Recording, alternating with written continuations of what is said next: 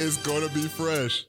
You are listening to Fresh Stories. I'm your host, Josh Rains, and this would not be possible if it wasn't for our sponsor, Windows, Doors, and More. And I am so excited about my guest, Dr. Caroline Leaf. How are you doing? I'm doing so well. So great to be here with you, Josh. I am so thankful to have you. And I just kind of want to start off kind of like, what do you do, Dr. Caroline Leaf? Who are you, and why are you doing what you're doing?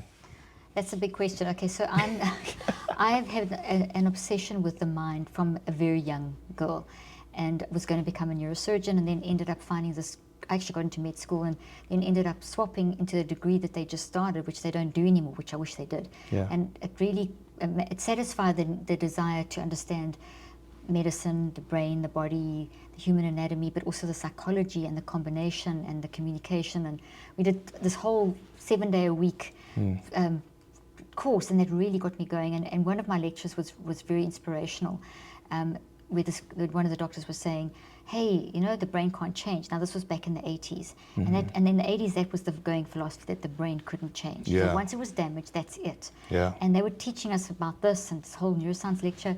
And I said, but that can't be right, because we change as humans. We're growing, we keep developing. There's no ways that and our mind is using the brain, because it was very accepted in the 80s that the mind and brain were separate. Yeah. Not in, like, currently it's seen as one, but it's also, that's not correct. They are separate. Anyway, so I said, well, I want to do research on that. And he was quite sarcastic, saying, oh, well, what's the point? But you know what, go research head injury or something, because there's no point in, and in the 80s there was very little research on what to do if someone had a head injury, besides the basic medical needs.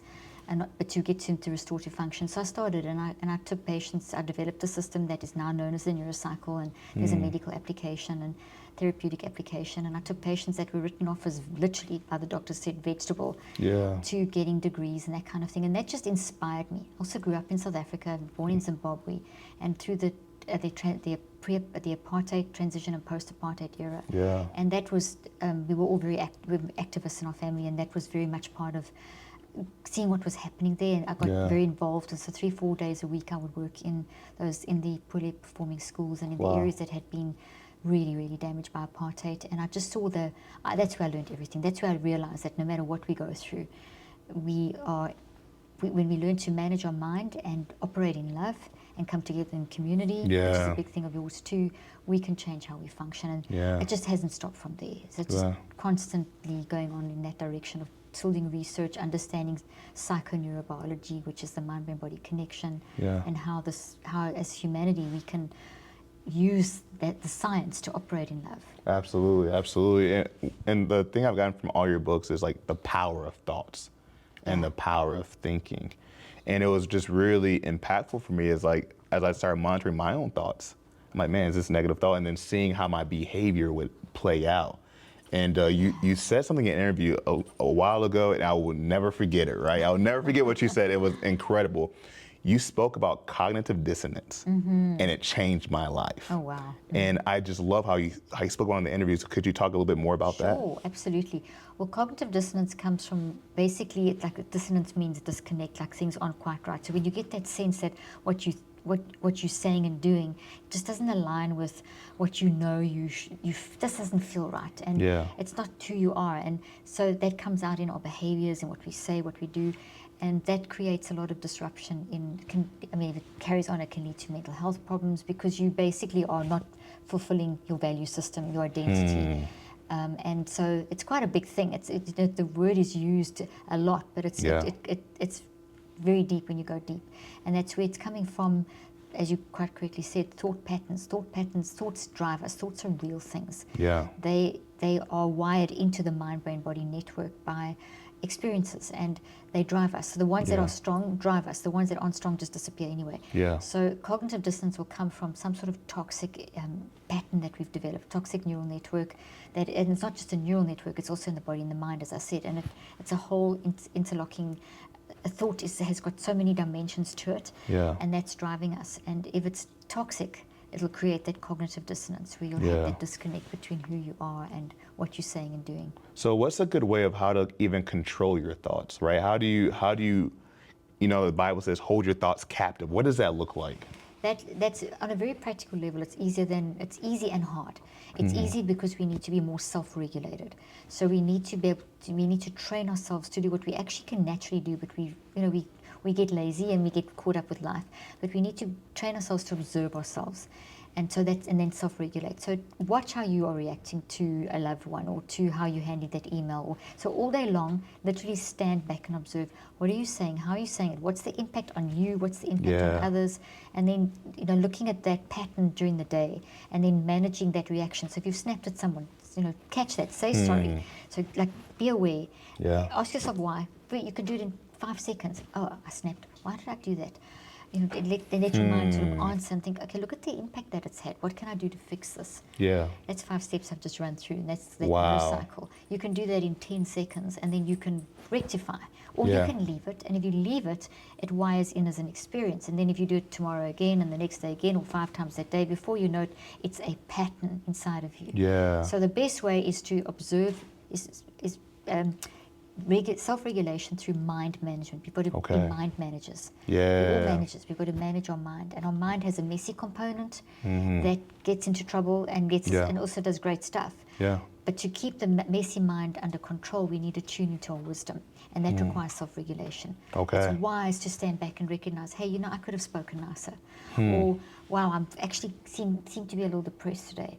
Or I seem to have a pattern this whole week of not sleeping, or I have a month of not sleeping and waking up to nightmares. Yeah. It's standing back and observing those emotions, the behaviors, the bodily sensations, the perspectives. Yeah. Tracking that. Those are like, if you think of, here's an easy way to visualize. 4 balloons with strings. Yeah. And they're attached to a tree-like structure. Yeah. And so as you gather awareness, one balloon is your emotions, one balloon is your perspectives, one is your bodily sensations, and one is your behaviors. As you become aware of those, as you stand back and say, how am I in this moment? Self-regulate. You activate the balloon, you pull up that thought. So then by observing yourself, you get to the thought. The thought is the source. Yeah. And now that thought's going to have roots.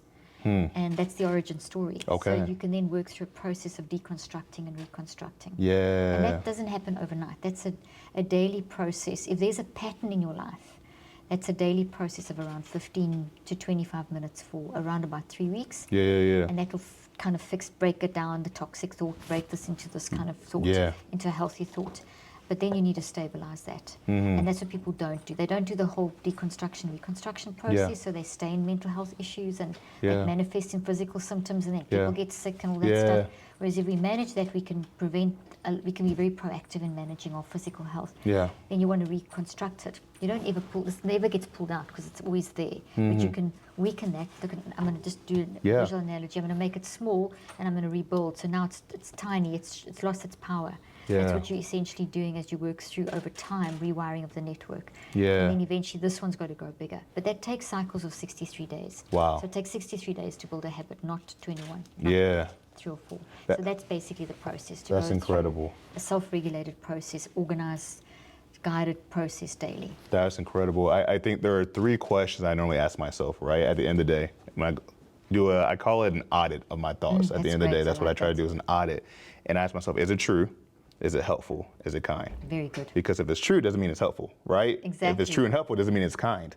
And so that's kind of what I'm hearing from you is taking truly an internal audit and figuring out, is this propelling me in the direction that I feel like God is calling me to go? Exactly. I love that. I love that internal audit and love, joy, peace, patience, kindness, gentleness, faithfulness, self-control. I mean, you can use those as an overarching. If we're operating in love, every interaction we have should be guided by that. And we can get ourselves to the point where you can do that all day long. Yeah. So you can do a full audit at night, which I think is really great because it's good to, but we can, in addition, we can do this all day long. That's awesome. You can literally train yourself to do this all day long. That's really cool. So someone right now is trying to figure out, okay, I want to do this. I want to create better habits for me. You have the Neurocycle app. Yeah. So how can they get involved in the Neurocycle app? Super easy. There's a web version. They go to neurocycle.app or they can download on Google or iTunes. It's available there. And it's basically me walking you through 63 days through the system I've developed called the Neurocycle.